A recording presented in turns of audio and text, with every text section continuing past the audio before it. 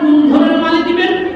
আল্লাহ রাব্বুল আলামিন পবিত্র কোরআন সূরা বাকারা আয়াত নম্বর 267 এর মধ্যে স্পষ্টভাবে বলেন, ইয়া আইয়ুহাল্লাযীনা আমানু, হে ঈমানদারগণ, আনফিকু মিন তাইয়্যিবাতি মা কাসাবতুম, তোমরা যেই সব সম্পদ হালালভাবে উপার্জন করছো তার থেকে তোমরা যাকাত প্রদান করো।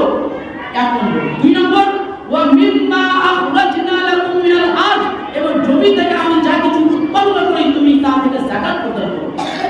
এখানে বিশেষ দ্রষ্টব্য যে জমি থেকে যে ফসল উৎপন্ন হবে সেই সব ফসলের যাকাত রয়েছে, মানে জমির উপরে যে ফসল হবে ওই ফসলের যাকাত রয়েছে, জমির ভিতরে যে ফসল হবে ওই ফসলের যাকাত নেই। কেন? এখানে আল্লাহ রাব্বুল আলামিন আখরাজনা শব্দ ব্যবহার করেছে, মানে আখরাজা ইউখরিজু এর অর্থ হচ্ছে বের হওয়া।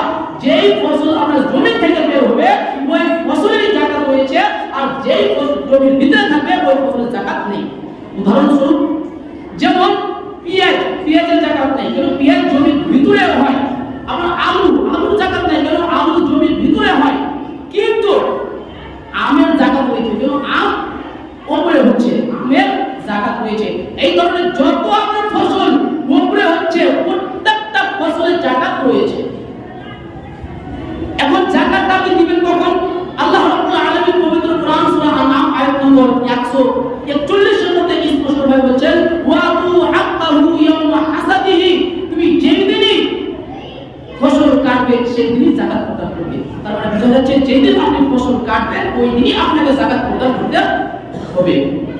এই হচ্ছে যাকাতের ফসলের ভিতরে আহকাম।